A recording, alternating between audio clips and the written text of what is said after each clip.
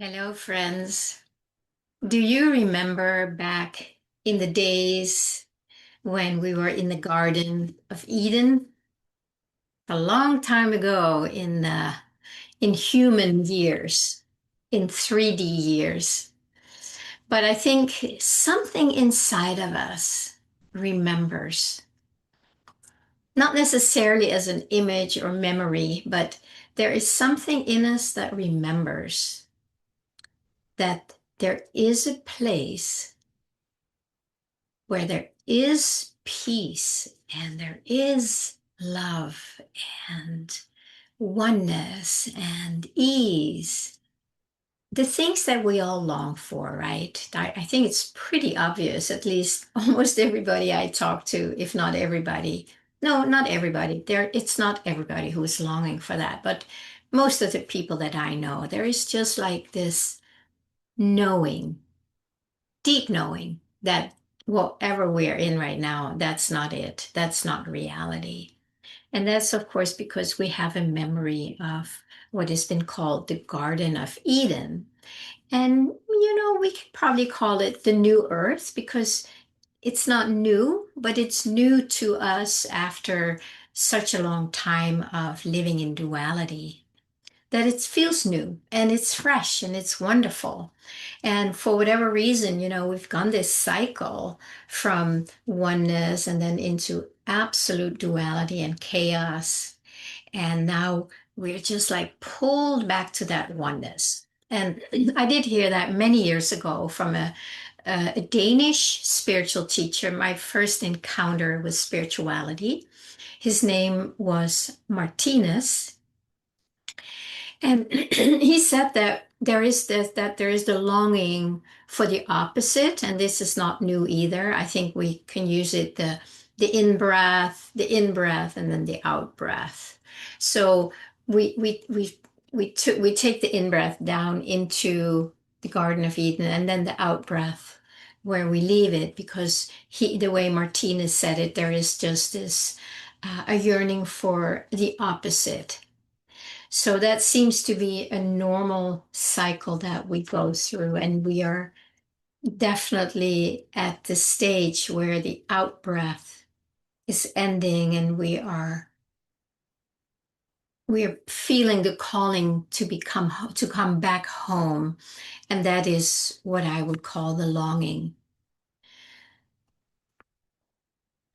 It's not so easy to just come back home, right? We're doing all the work we can. We're trying so hard to follow that breath, that in breath, so we can come back home again. We've been out so far and we yearn to come back home, back to the Garden of Eden. Now, let's remember what happened in the Garden of Eden before we left it.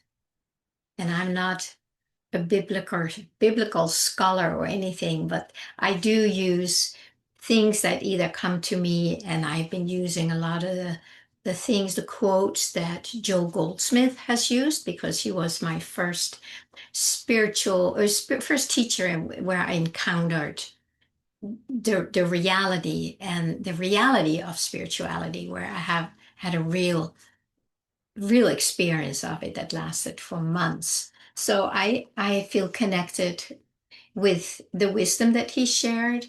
And because I was with it for so many years, a lot of it is comes up naturally. It's because I always have access to things if I need it.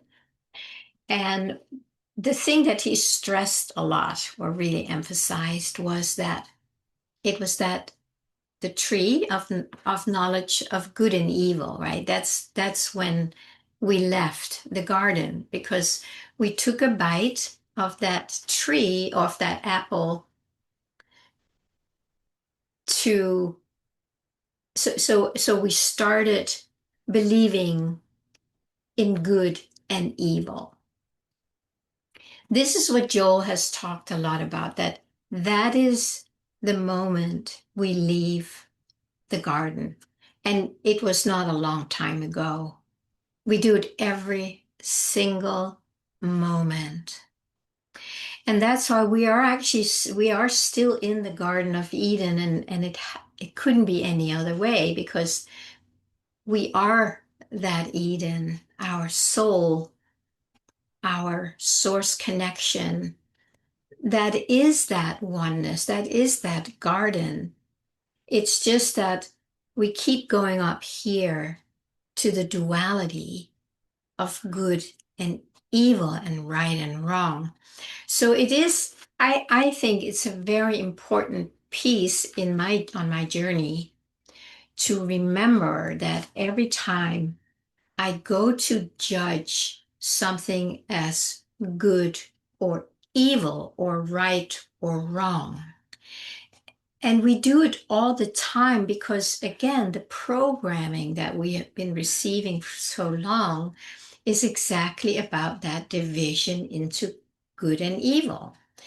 And so, because Joel had such a deep impact on my spiritual journey and my realization of it all, it's very important. It was very important for me and still is to just keep that fresh at the forefront. To know that every time I deem something good or bad, right or wrong, good or evil, I leave the Garden of Eden and I enter duality, the mind matrix. That is the step that we keep taking.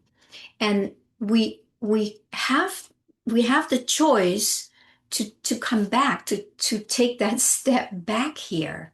In that way, it is not far away, but it seems far away because we are completely identified with good and evil. So my invitation today to all of us is to notice, when do you go into labeling something as good or evil? And if there ever was an opportunity in the world to do that, it's definitely now, because the world is more divided in good and evil. This can stop when we see it. It's not easy because it's almost like there's a strong momentum behind that drive, right? To say it's good or evil. So if you have time right now, just take a moment and look back an hour from now. For, what happened the last hour? Where was there anything you judged good or evil? Right and wrong, it's kind of the same. But good and evil, it has a little more of a emotional charge, I think. And maybe you watched the news and you definitely got a heavy dose of the programming of what's good and what's evil, right? There's this person and that war, and then this is going on now, and this is being exposed, and this is unraveling. And as soon as that happens, you might notice in yourself, you go to bad, good, wrong, evil, good. It's almost impossible not to do it until you consciously want to stop it. It's a big leap, can be done. But like I say, it's almost like a tsunami that's coming there. So it takes a lot to just, stop that and choose not to go there anymore. When you understand that, when you do that, when we do that, you step out of the Garden of Eden and into the matrix of duality, where good and evil is going rampant. It always has done. It's not new because that is how the matrix expresses itself.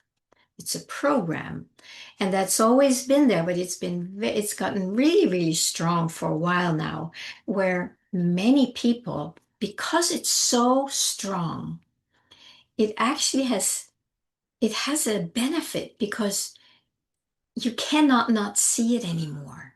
And that's what I want to just emphasize a little more today, that because it's so insane out there. See, even me seeing insane, right? That's kind of a good and evil thing. It's very, very ingrained in us. But if I can say something good, so just notice, see, even just when I'm talking about it, right? It's in us. It is just in us. And it's not so easy to just catch yourself all the time unless you make it into a real practice that you want to stop doing. Would it be possible for you when you watch the news to not judge it good or evil? Maybe it is, maybe it isn't. But this is again for each one of us to explore that, because we cannot do it for others. I can't do it for you, but I can expose it so that something that we did unconsciously is now conscious. And like I so often talk about this, like now we have choice.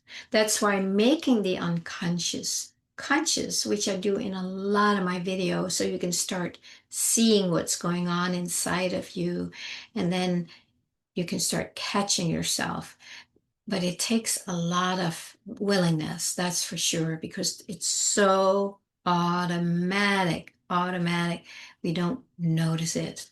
So the invitation today is to notice it and see what happens. If you choose, maybe you can go and watch the news right after you watch this one and just turn it on and then notice what happens inside of you, in your body, in your mind.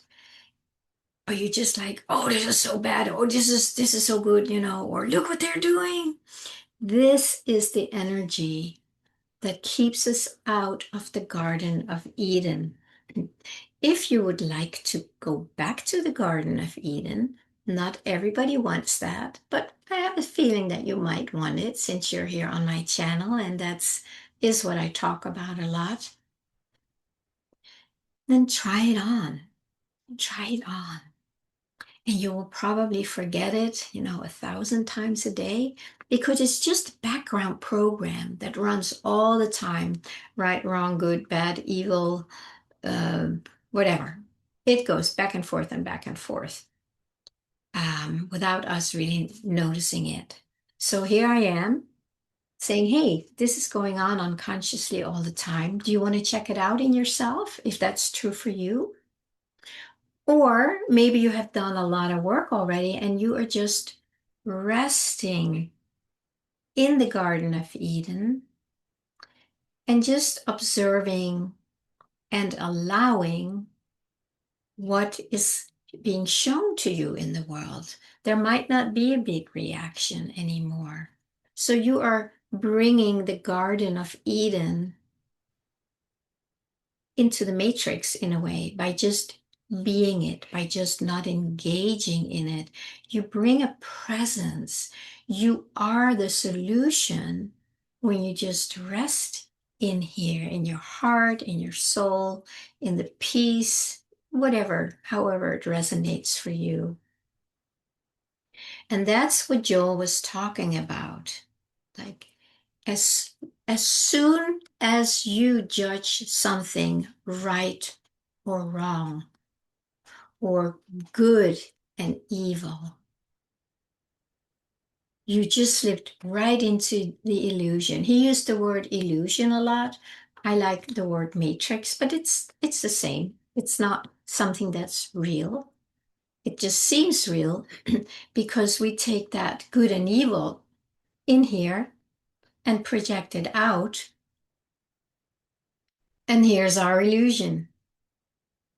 It's kind of weird, huh? It's weird to grasp that can that really be true? Because everything seems so real out there, but we're not fully aware yet that this is a mirror of what we project out through that lens of good and evil, or whatever flavor it has. It's that pair of opposite, the division. That is has been growing a lot in the world. It's become much more, we have become much more conscious of it, probably because of the internet and many other things, that it can be shared right away, where in the earlier days, it didn't come out like that. Nobody was really aware of it, and those who were aware of it couldn't just spread it all over the internet. But we can today. And that's why I want to just put a little plug in. And I also know that this is not, maybe not so interesting for most people.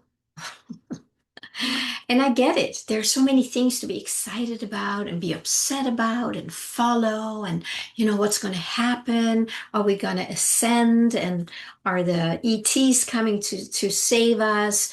Is the president going to do this? Or is this person going to do that? There is so much to follow and to be distracted by. So what I'm sharing is for most of us not very interesting unless you really are right at that edge where you want to move through the veil and be back in the Garden of Eden. This is what I love to do the most with my clients. I used to do a lot more of the inner child work and learning how to love yourself. And I still do, because you can't avoid it. You can't bypass any of that. It's super important. But at some point when you come to the edge and you have unhooked enough from that work that we need to do, then you get to the edge. And then it is time to let go. And what I'm offering today is basically an invitation to let go of judging anything good or evil, right or wrong. And that, of course, includes the parts that are still active inside of us that are not living in the Garden of Eden yet, that are still struggling with, that could be certainly by being loving to yourself. So that work that I talk about here, it never ends really, but it doesn't become like a whole project that you need to solve. It becomes more like, as you get to that edge, the self-love and the allowing and the softening of these edges that still live inside us, they can soften a little more, and now you have the intention to let it all go. And intention, as I've talked about before also, I know everybody's talking about it. Intention is very, very powerful. It's like you activate or ignite an energy of who you are. And instead of believing that it can't happen to you or whatever flavor is yours, you choose to stay with that intention, and you can feel that the energy of the intention gets activated. So that means that now something is going to shift in the field. So if you have a very strong intention to move through the veil back into the garden, stay with that intention. Stay with it day and night. You keep sending out that energy, and then things will shift. You are not engaging in good and evil anymore, or that this shouldn't be here, or I shouldn't feel like that, or whatever it is. You don't engage in that anymore. Now you are just staying with your intention that I want to be fully free. So if things come from the world that might still be mirroring back something in you, you can now choose to just notice that and not engage in it, not say, oh, it shouldn't be here anymore, whatever we do. Just like, okay, here it is. Okay, I see you. I see you. Just allow it to be here. You don't need to do anything with it unless there is an inner movement, where it's obvious that you can be with it in a certain way that will help it soften. But but the intention is to come back to the Garden of Eden. And that is your natural state when you do not engage in good and evil.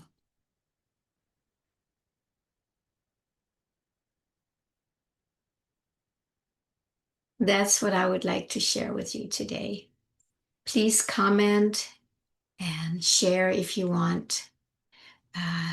Let us know how that lands for you. If you want to, you can always reach out to me if you need help with that. And this coming Tuesday, August 5th, we have our next monthly online meeting, and you can read more about it in the description below.